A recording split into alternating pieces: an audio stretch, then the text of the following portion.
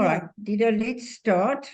Teria, I want to ask your permission. I want to say something before we start, and I assure you that it will be for your blessing.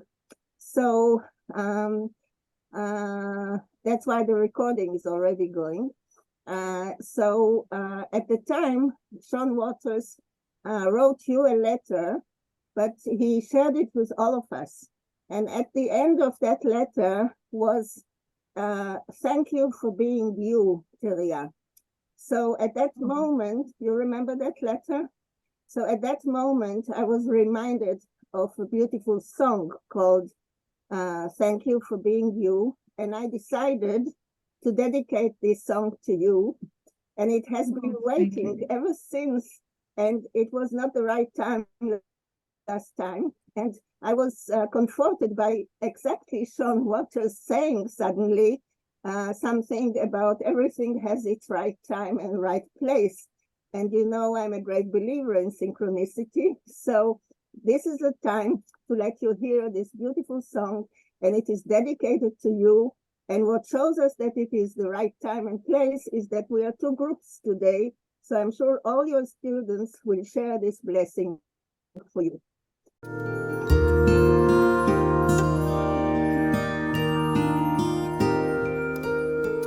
Thank you for your inspiration, for your life and love. Thank you for your recognition of the one above. Thank you for your sweet compassion, for your life of truth. Thank you for walking on this earth. Thank you for being you.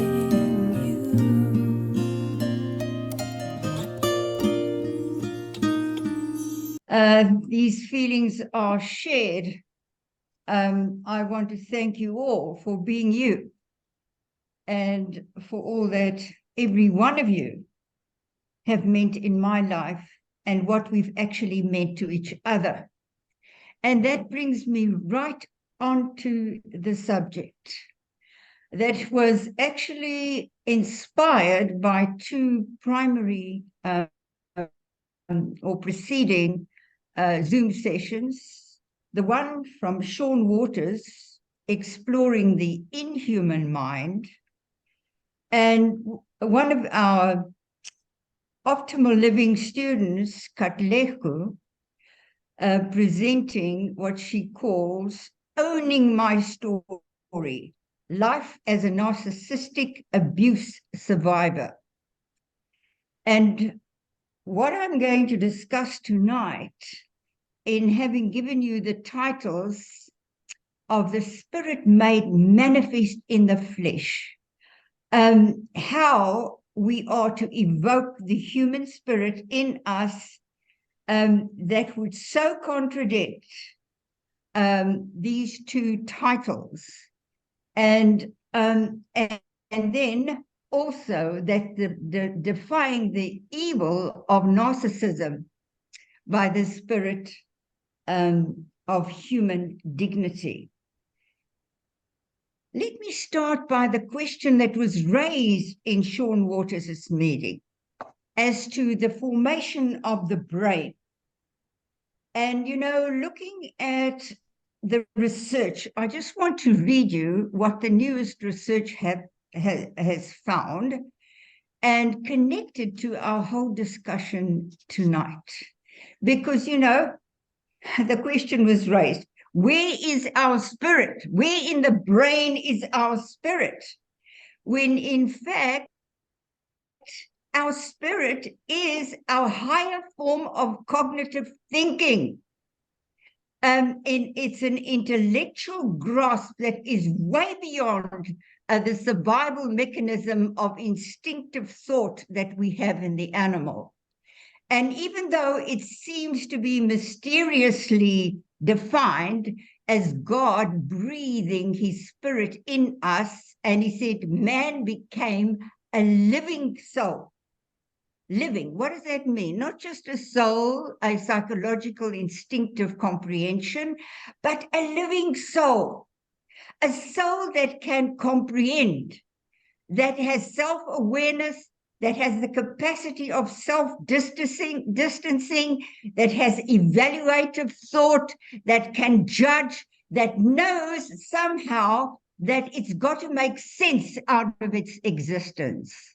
It's a kind of knowing that is best described by Frankl as conscience, an awareness of more than what meets the eye. It's what we do in logotherapy when we seek for the hidden meaning, for the sense-making in our lives that will lead us into further growth and grasp even a greater form of wisdom and understanding that actually is so intuitively part of who we are. Like Frankl described, that we are essentially spiritual. In other words, that we've got freedom of thought, a thought that can evaluate and decide, and above all, as conscience, can morally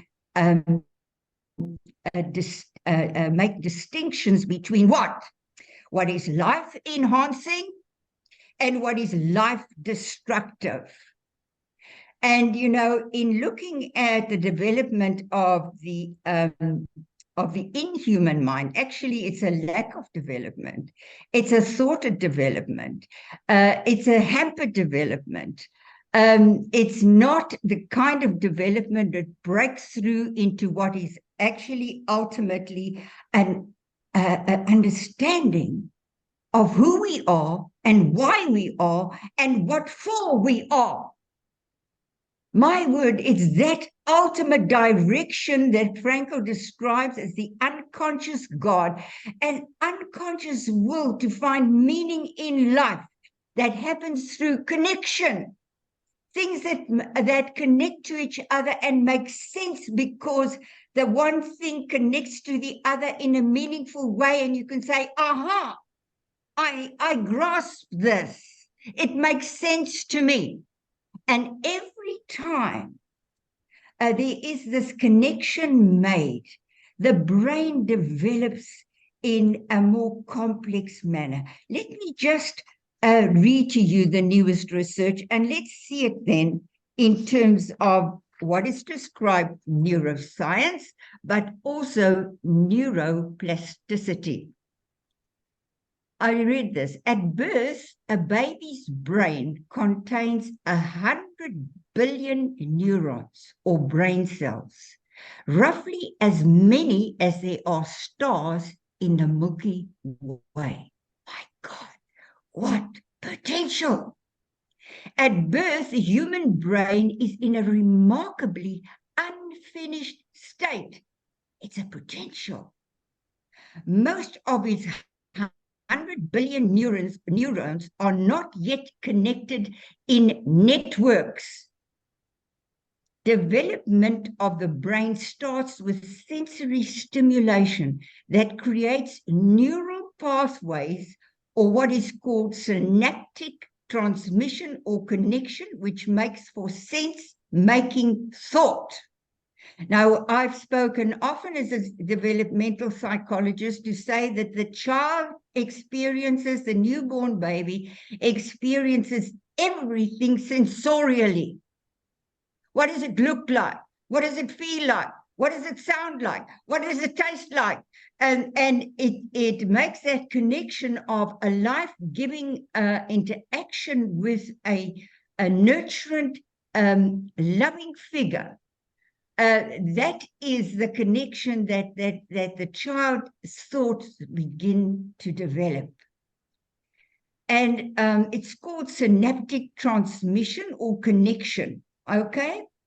Only when one thing connects to another in a meaningful way does it make sense.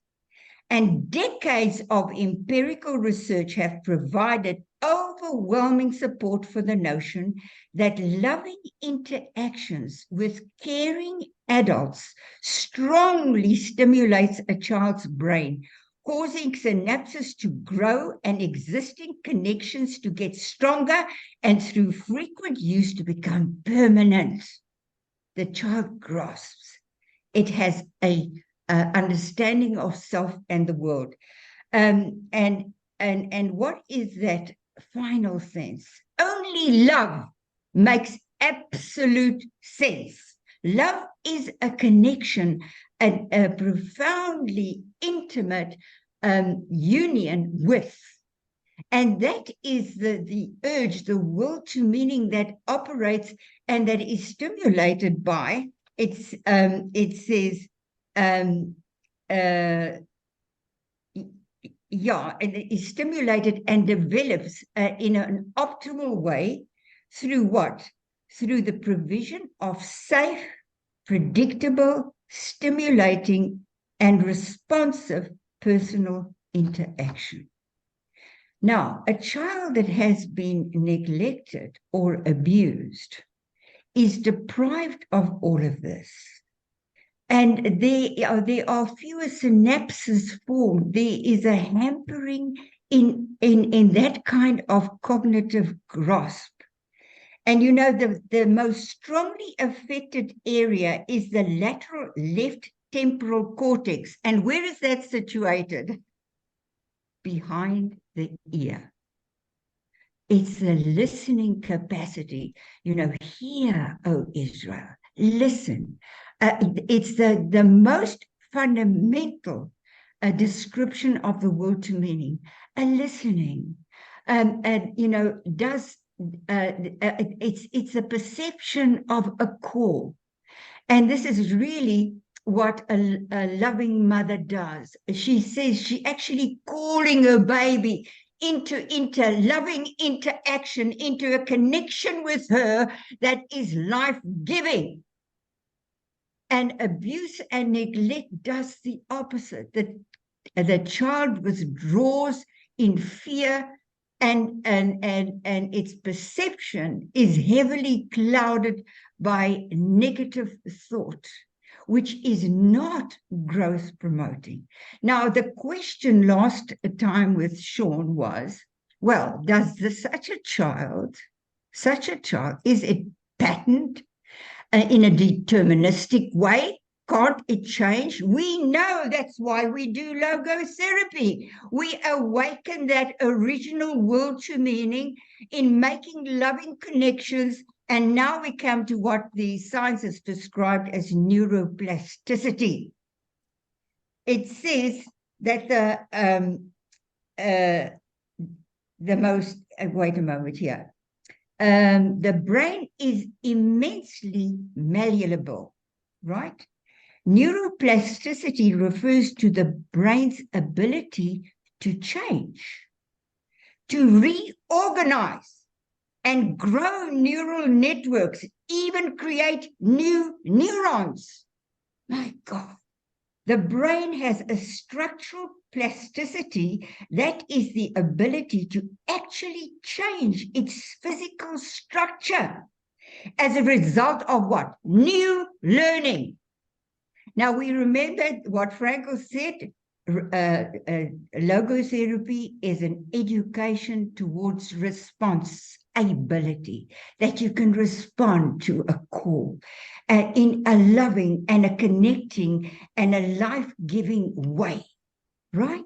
That is what lifts you up out of depression, out of a feeling of being shut off or confined into what can eventually, if it's not corrected, and if the child doesn't make, or the growing child doesn't make the right learning experience, connections, that it can become extremely closed in and narcissistic, completely self-absorbed, and then sunk to a subhuman level where it's just the instinct for survival through pleasure seeking, through power seeking, but anything to get life, but now in a very destructive way.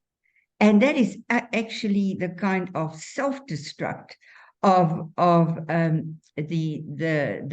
person who becomes totally inhumane. But then, you know, our call is still, we confront. Logotherapy is also very confrontational. It reprimands, it takes a stand, it confronts, and it calls a person to responsibility.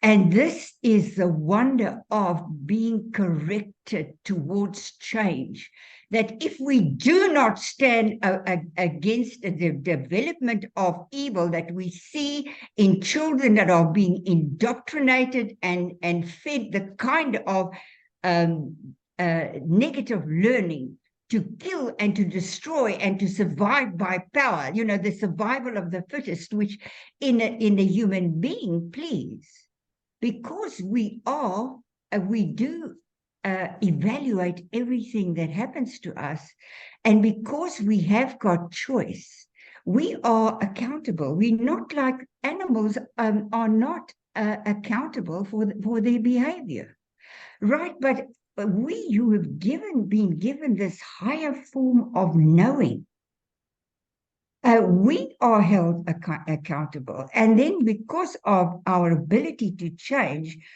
you can just look at one wonderful example. You get quite a few videos of him these days. And his name was, what's his name again? He's the son of, of a Hamas leader. And as you must know now, by now you must all be aware of who Hamas is, a terrorist organization which is absolutely set on destroying the Jewish people and forcing us out of our space and taking over the land. And what extreme narcissism. Katlejo described this so vividly, and you know, there's a psalm that captures her word. She said, the psalm says, as we step forth into our space, a child wants to step forth into its space, but they immediately are now talking about Hamas and that kind of evil spirit also working in personal lives, in narcissists who like to abuse and keep their victims under the thumb and actually delight in humiliating and hurting them. As we step forth, they immediately surround us. They fix their gaze to spread over the land, our space. Their appearance is like a lion that yearns to tear asunder, and like a young lion lurking in hiding. You must know by now that over the last 2 years, Hamas have developed a tunnel network of hundreds of kilometers under Gaza, and that they have their headquarters under hospitals and schools and mosques and kindergartens. Why? Because this is the most subtle use of evil, where they play on the beauty of the human spirit, of caring and not wanting to hurt. So what is their ploy? Oh, if they have their command centers under hospitals, then they use their civilians as human shields, because the ones that they attack, Israel, will then, because we are a most humane nation, we do not go in to kill and destroy. If we take up arms, it's to defend our own and to rescue our own. And this is what you do. If you care for somebody, you will do everything in your power to protect them. And if they are in danger, to rescue them. You'll put your life on the line. That's how much you love. That's the human spirit at its optimal best. And therefore, they play on us. We are in a psychological warfare like you can't believe. That, you know, the very evil that showed itself when they broke through our fences, the Hamas, and not only the terrorists, so many civilians came after the terrorists shot and did the most dreadful things, burning people alive, decapitating people, shooting babies, decapitating them. I mean, it's incredible what was done. It is really a death cult that delights in destroying life. It delights in doing it. One of the terrorist, his cell phone was found on his body, had actually recorded a message that he sent to his parents. I killed 10 Jews. And they said back, good for you. Oh, wow. You see, there is evil personified. And I am giving it to you in this context because I want you to know that this is one of the greatest historical moments in human history. That whereas the Jewish people came out of, like we all do, out of our wilderness experience of dispersion and searching and looking for the truth and being refined through suffering, that we were left at the helpless, as a helpless victim of that. The defiant power, as Frankel described it in the camps, came up in protest, and where he said that kind of suffering of injustice and of infliction of pain by perpetrators ought not to be. And what is provoked is a great yearning to do what ought to be. And coming, the Jewish story is our story. It's the story, everyone's story of crossing over into a beginning to take up your mission in life. Like Frankel said, after this existential turn, like Frankel came out of the camps and sinking on his knees, reaching out to the ultimate and saying, I cried out to you from my narrow prison, and you delivered me into the freedom of space.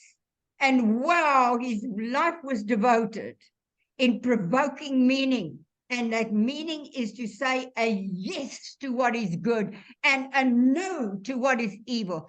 And this moment now in history, because you know what?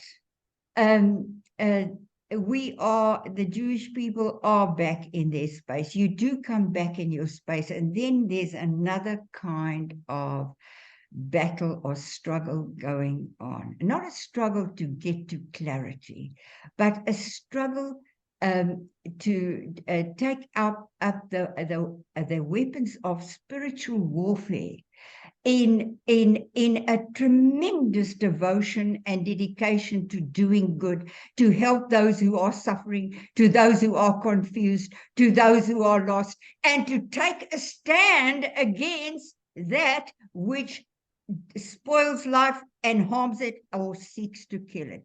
That's even from the point of view of combating illness or finding cures to pandemic diseases. And all of that is part of struggling it's a wonderful spiritual battle to bring good into the world.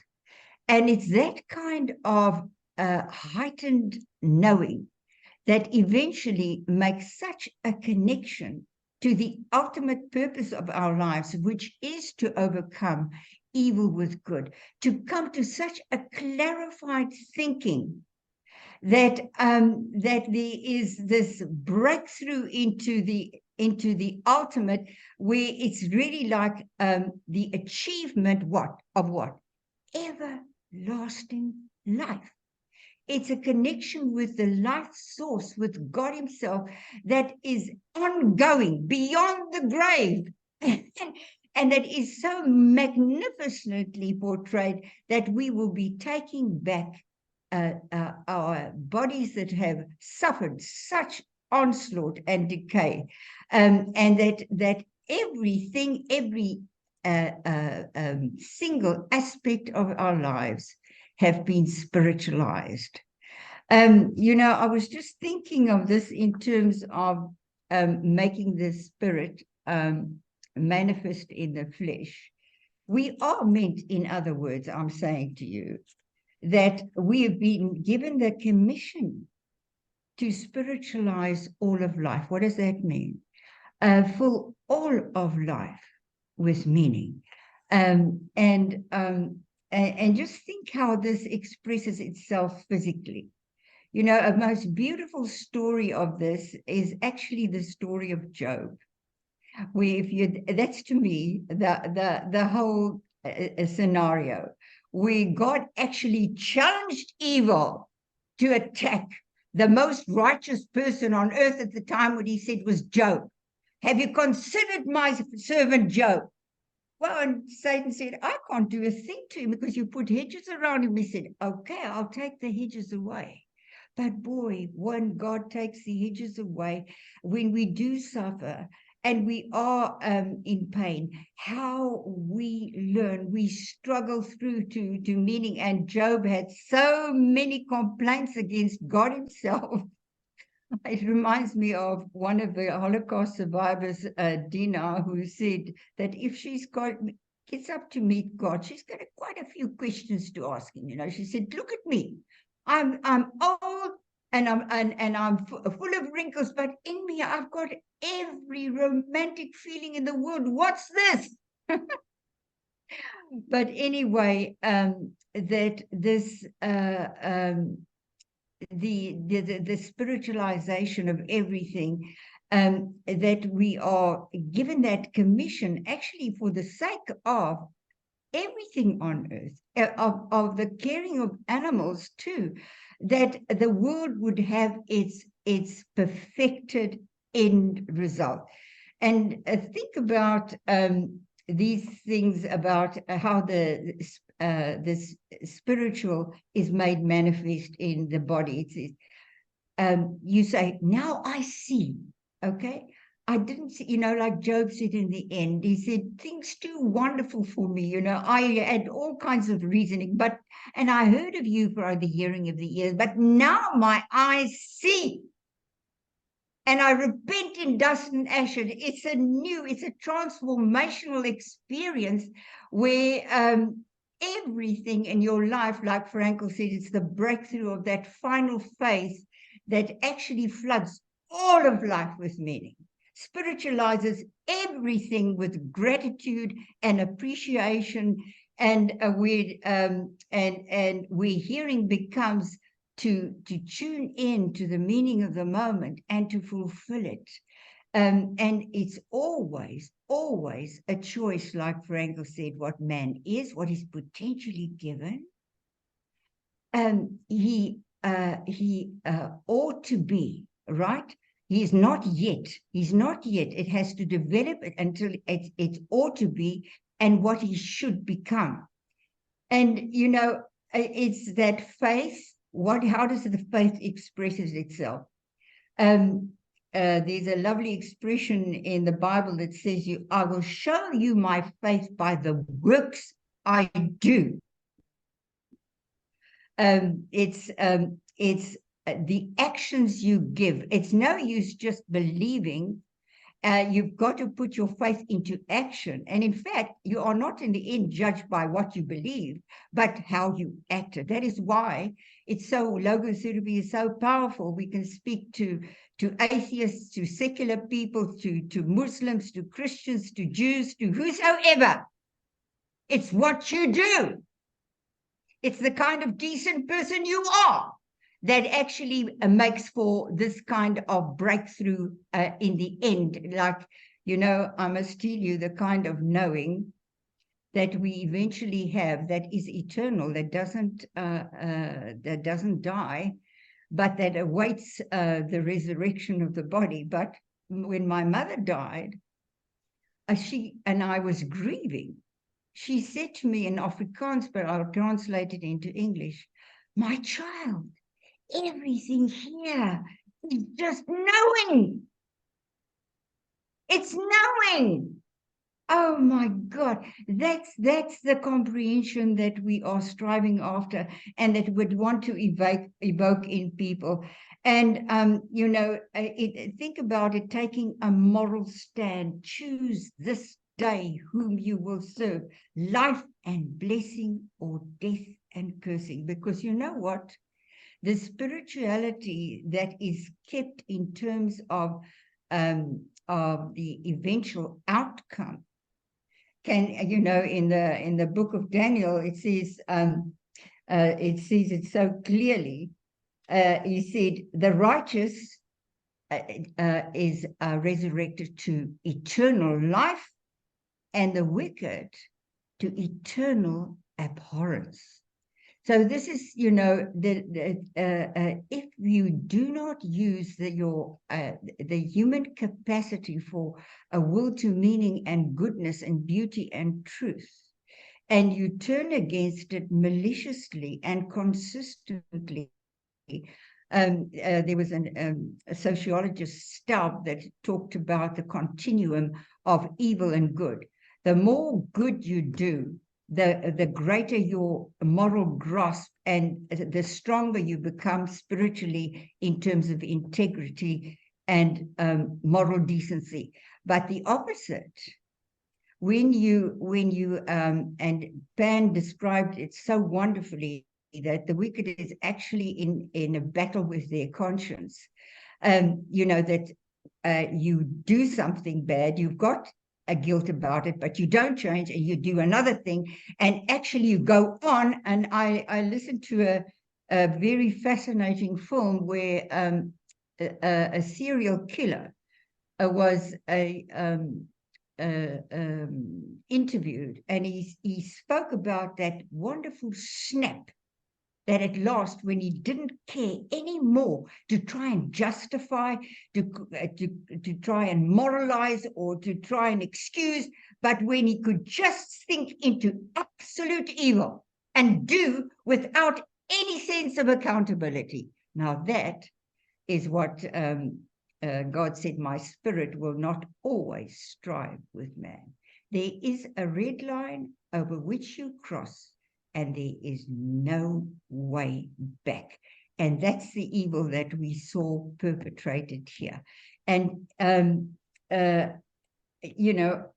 you want to be able to be eventually say, that's distasteful to me. Or, I won't touch that unclean thing. Look at all the physical expressions that are actually spiritually voiced. Or I want to gain ground, lead me in the path everlasting. Order my footsteps. Wow, it's so fantastic to see that is our eventual mission. And just coming back now in conclusion to the narcissism, the kind of narcissism that becomes, it's also degrees of narcissism, not so.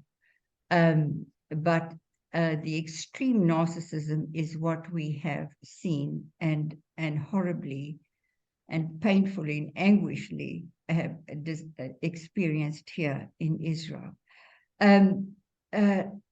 Just think about, especially in terms of children, to decapitate a baby, it's like you stop that development into what this great potential that is to rise to full human stature and greatness. You want to stop it. And look what, and to actually take babies hostage, children hostage. The hostages that have returned have got the most terrible stories. a 9-year-old boy that said that he was and other children were forced to watch what Hamas actually filmed. They filmed what they were doing. It's like, even the Nazism said that this is a page in German glory. They documented what they did. My God, as if it is a total victory over good. And, to say, we've done it. We've just extinguished life and we rule in this despotic way. Everybody is terrorized by us, and it's this supreme form of evil expression of power. But that this boy was saying they were forced to watch these films of what was done to their families, to their friends. They recognized, God, can you imagine? Or parents being burnt up alive, and if they cried, they had guns pointed at their head. What evil is that? And what, please, this is a moment in history where the world is being called to account. The world. Not just us, because among us, the most glorious thing has happened.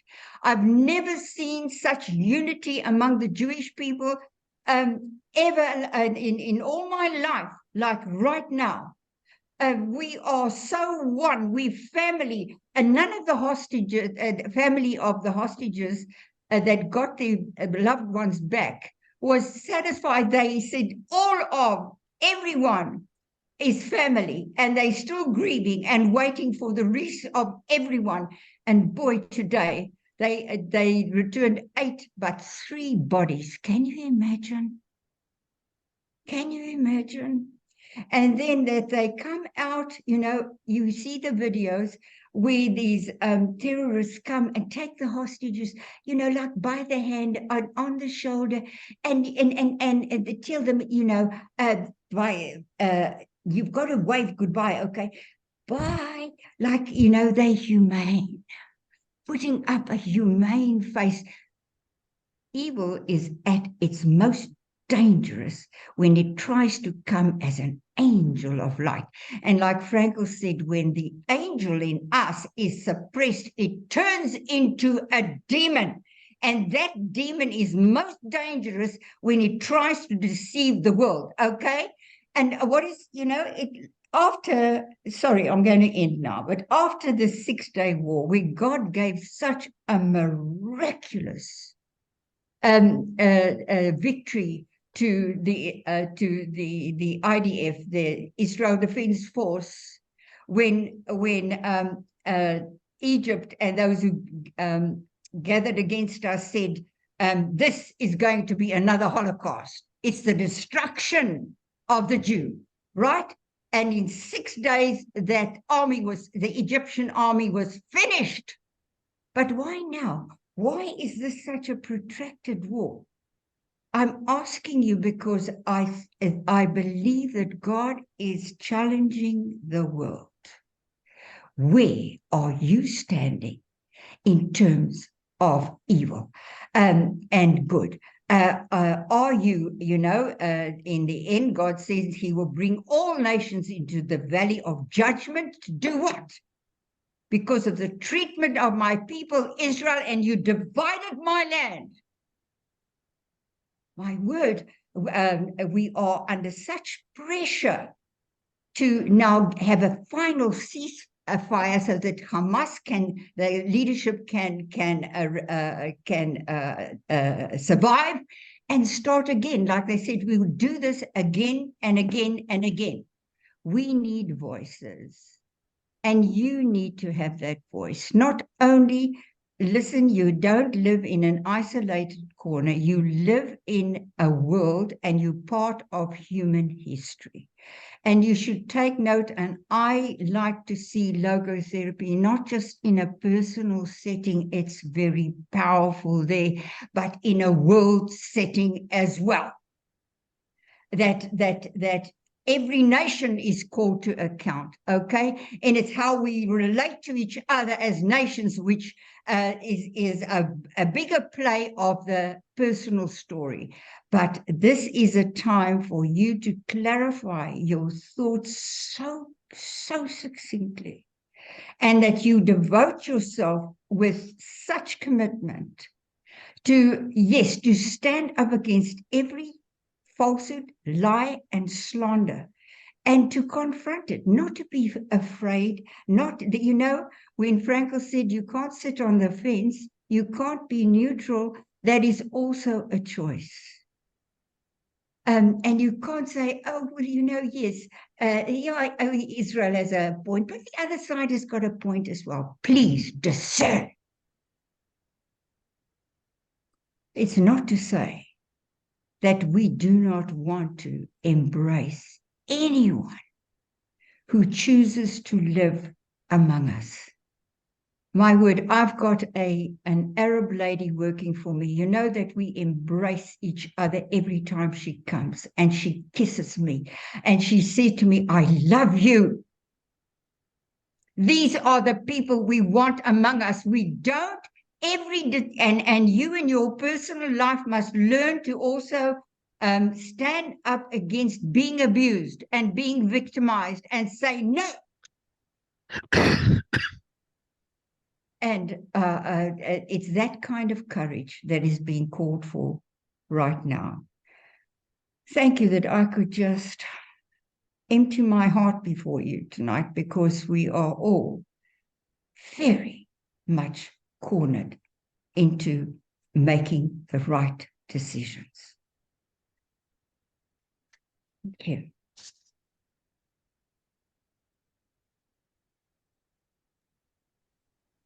I think I didn't conclude that story. Let's just quickly say that about this son of a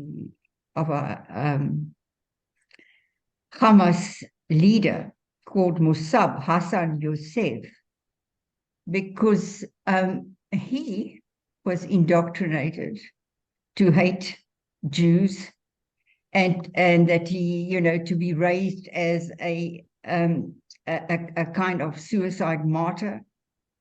The more Jews you kill, the greater glory.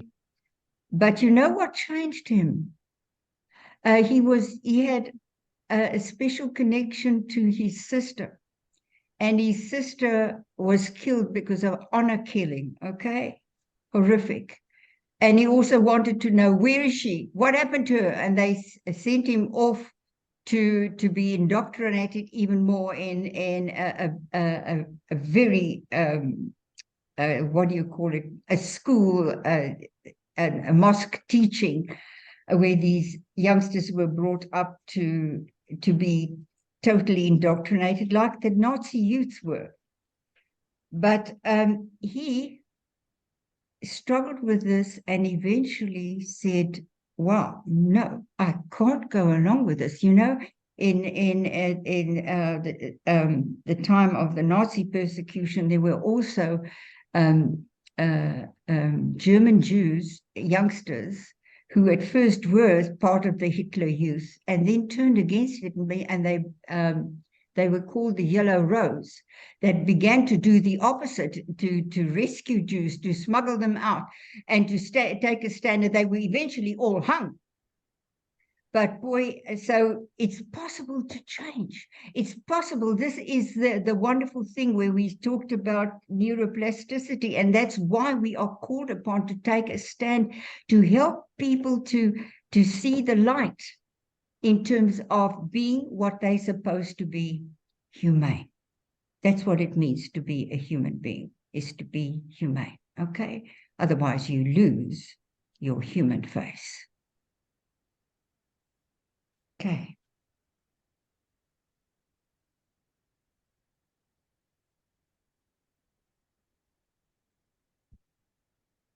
Coral, you can end.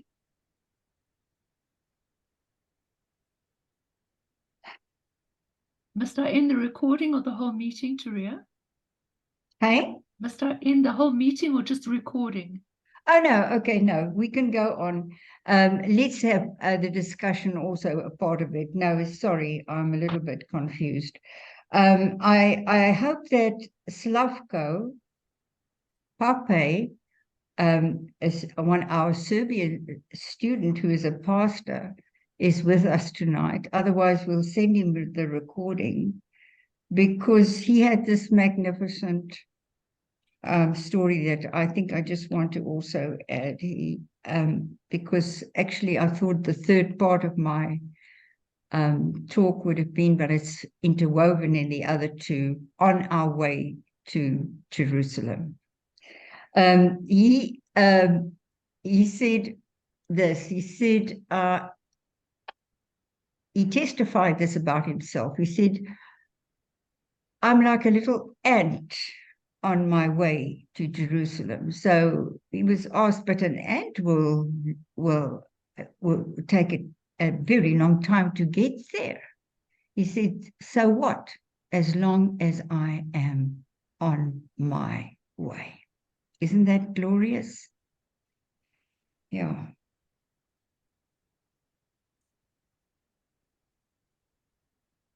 All right.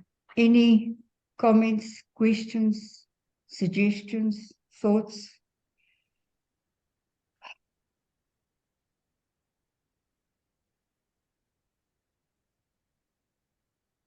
If I may, Teria,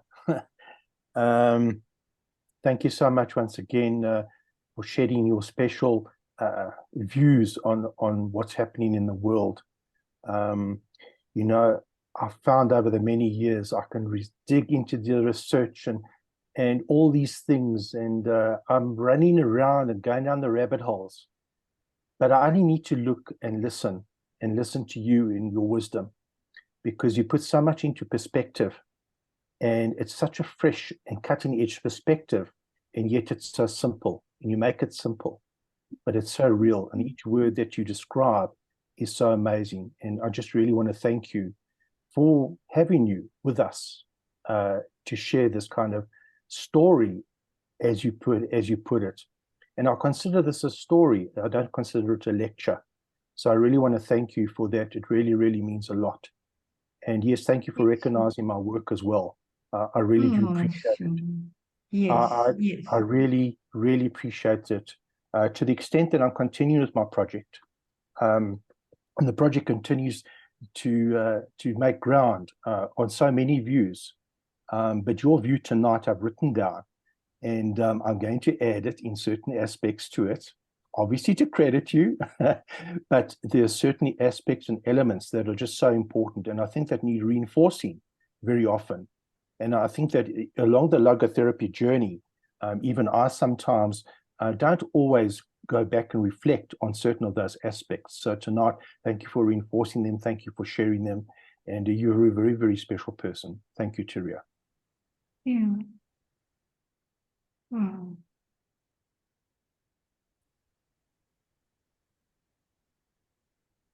Thank you, Teria, and thanks to Sean and Katleo, who presented and ignited this discussion.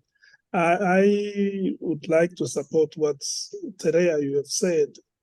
In trying to say, that's what I find the beauty of logotherapy. It's that it's actually, logotherapy have come at a moment where we can have a bridge between science, neuroscience, and spirituality.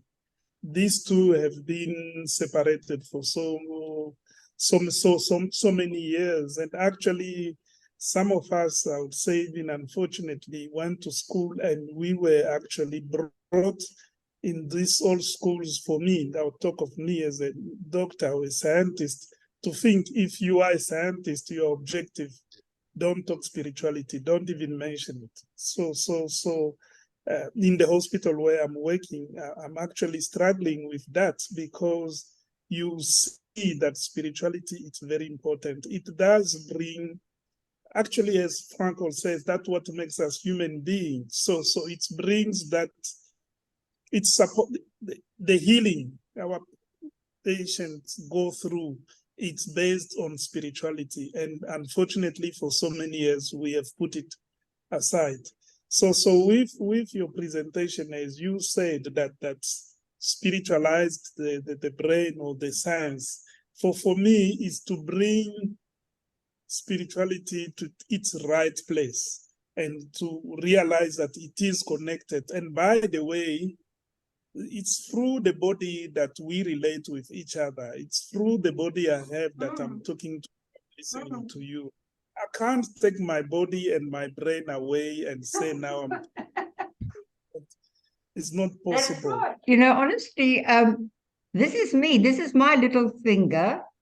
This is my face, and this is my brain. Okay, it's all me. And it's fantastic to think that we've been given this breakthrough kind of intelligence that has evolved. Okay, we know it's that there's been an evolvement of capacity, and but that there were such thing as prehistoric man, okay, but that was still animalistic.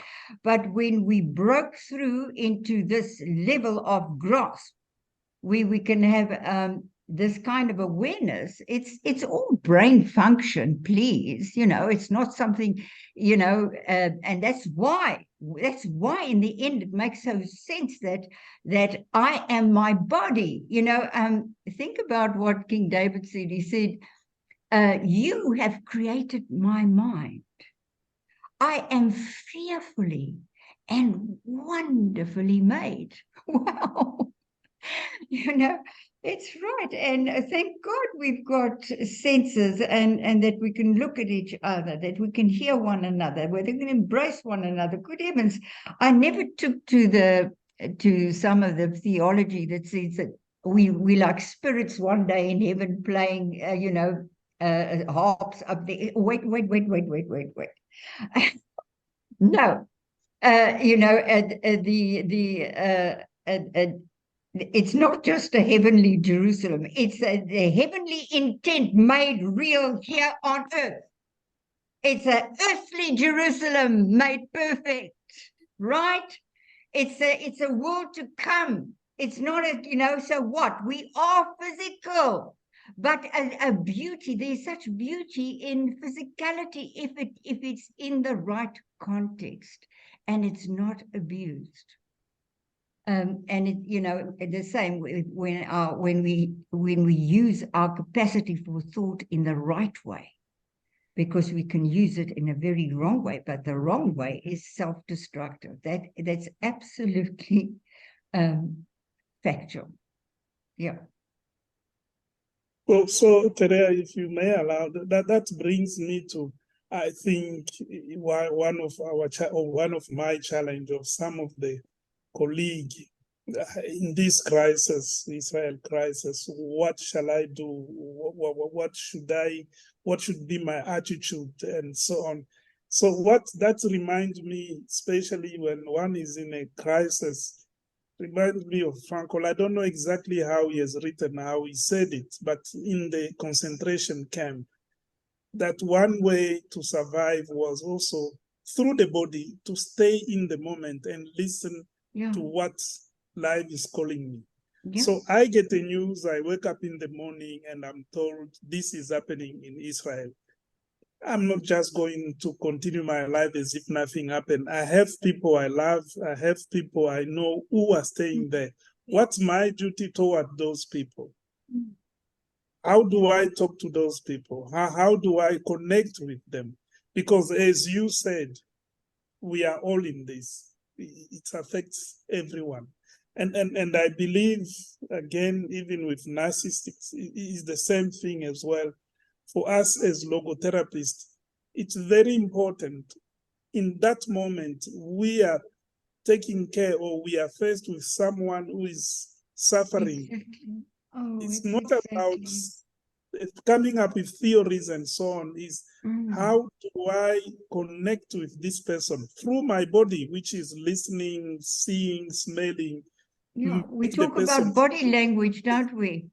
Yes, body language. the Yes. look of love, right? Okay, it's so true. It's so true. And I think, you know, we can end it. We've got another meeting going at 7.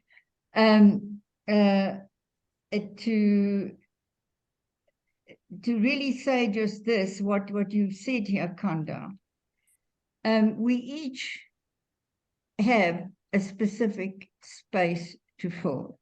It's right there where you are. It's right there where you are, with the people you meet, with the people that are committed to your care, with the tasks that are awaiting you there.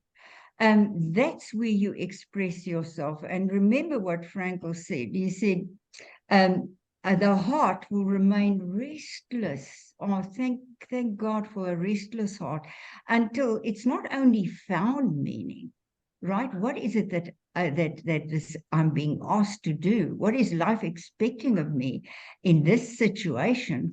It's to realize meaning, to respond and to do something. It's to give expression to it. And this is that you're there in a real way, in an impactful way. It's that is each one should be at their particular posts, because you know what? It's so wonderful to realize that we're part of a bigger story. We each have to play our part. It's like a jigsaw puzzle. And I've got my part. Nobody can take my part and try and force another piece into there. They can't do it. Okay, they can't do it. It's my part. It's my space. It's my life. And nobody has a right to try and oust me from my space, or to humiliate me, or try and suppress me, or try and dominate me, right? I have a holy duty of dignity to stand up for who I am, because only then can you really be of effect. If you're in a fearful, withdrawn position and a kind of ambiguous situation because you're not really there, this is our whole training in logotherapy, how to make you aware of being there in every moment, in terms of connecting with whatever you have to connect with. If it's a task to do, even if it's a nice meal for my husband to make, I enjoy it. Okay. That's how it is. Oh, thank you, everyone. We have another meeting at 7 with the trainers. Thank you for all the students that were here.